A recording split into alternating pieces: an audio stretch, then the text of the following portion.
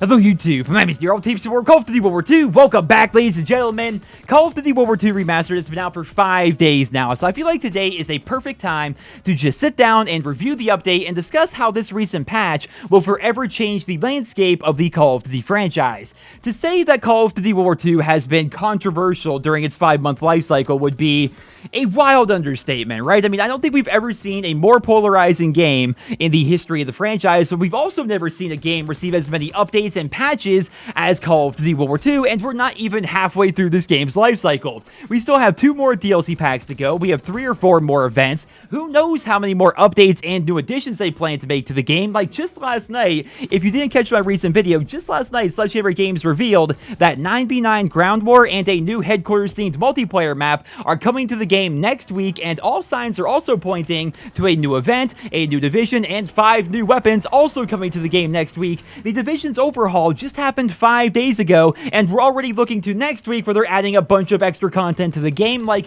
regardless of my personal opinion of Call of Duty World War II or your personal opinion of Call of Duty World War II, I think we can all agree that the post-launch support this game has been receiving has really raised the bar for the rest of the series, and games like Black Ops 4 are going to be much better as a result of the precedents that they have set here with Call of Duty World War II, because Treyarch is going to have to match what Sledgehammer has been doing. So Black Ops 4 is going to have a bunch of free maps and free guns and tons of content updates and events and patches. Like, they're going to have to really support their game to match what Sledgehammer has done this year, and that has me very excited about the future of the Call of Duty franchise. And I think more so than ever, we've realized that as a community, we can influence how a game is going to develop, because all the things they've done to Call of Duty World War II are a direct result of community feedback. They never would have changed health regeneration or sprint out times or ADS speeds or overhauled the entire division system if it was not for our feedback. So collectively, we have made this game better, and like I said, that has me incredibly excited about the future of the Call of Duty series, because traditionally, we don't have that much say. Like, we can complain that a weapon was overpowered, then maybe they would patch that weapon, but by and large, we've never seen this many changes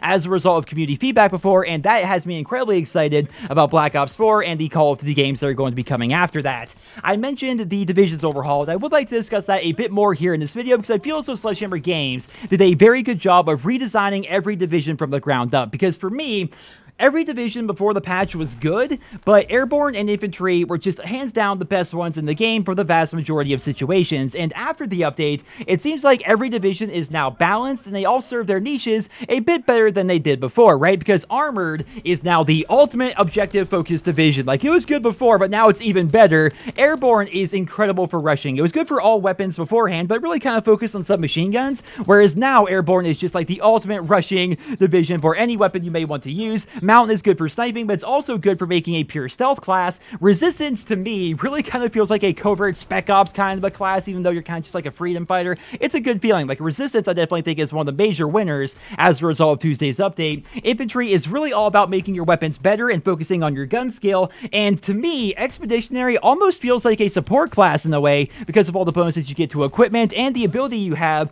to spot enemies for your team. There are definitely things I miss about the old division system. Like, I really miss having the extra ammo with Infantry, and I definitely miss having a free suppressor while using a submachine gun with the Airborne division, but by and large, I feel as though after the update, divisions are now much more balanced, while at the same time, they all feel different, right? Because beforehand, at least to me, the old divisions kind of felt homogenous. Like, they didn't really feel that unique, whereas nowadays, Infantry feels much different than Armored. Armored is much different than Airborne. Airborne is much different than Resistance, and so on and so forth. They all feel different, which I think is a good thing for the game going forward, and I would love to hear down there in the comment section below, what do you think of divisions after Tuesday's update, and what division is now your favorite, right? Because for me, I have really been enjoying using the new Armored division, because I'm somebody who plays objective game modes probably 90% of the time, right? So I've been really enjoying the buff they gave us to our fire and explosive resistance, while at the same time, we now flinch less and have FMJ by default. Like, that's a very good division. But at the same time, I love using the Mountain division. You're watching that here in this video. I think Infantry is still very good. Airborne is still fantastic.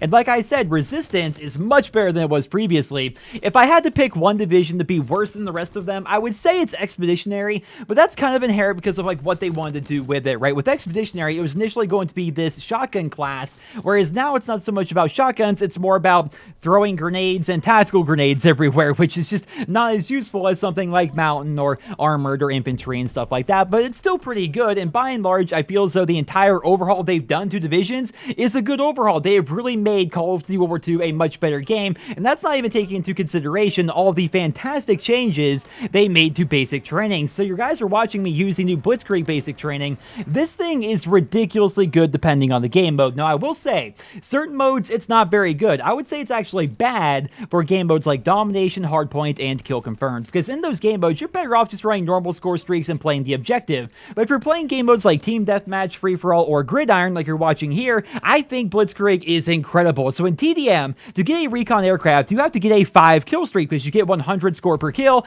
and you don't have any objectives to help you get that score any quicker, right? But if you run Blitzkrieg, it's a 4 kill streak, and they made it so it actually lasts a little bit longer, and the same is true of all the other streaks in the game. Like, while playing TDM and Free-For-All, you get streaks faster than you otherwise would have, you get a 4th score streak slot, and all of your score streaks are much more powerful than they otherwise would have been. It's very good for those game modes, and the same is true for Gridiron, because Gridiron, the objective is so weird. Like, you have to grab the ball and throw it in or run it in, and while you need to do that to win the game, it's hard to do that and stay alive consistently like you can do while grabbing tags and Kill Confirmed or capping flags in Domination. Like, you are much more prone to dying in Gridiron while playing the objective than other game modes, and you only get 50 score per kill, so it's hard to get streaks in this mode. But if you're running Blitzkrieg like I am, it's actually pretty easy, assuming of course you can stay alive. So I think that is a fantastic addition to the game. I'm also a big fan of the revamp they gave the Ordnance basic training. Like, I've been running that a lot as of recently, so expect to see lots of Ordnance gameplay here on the channel. I also think Clandestine is fantastic, as well as the other basic trainings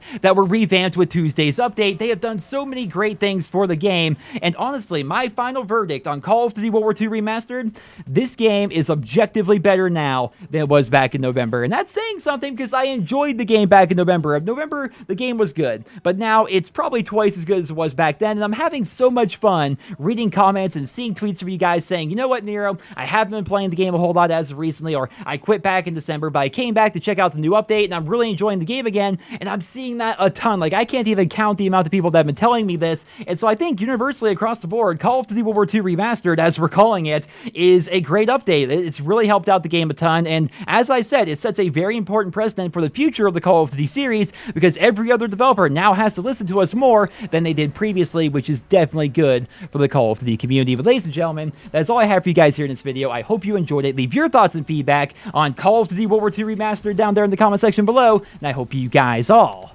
have a wonderful day.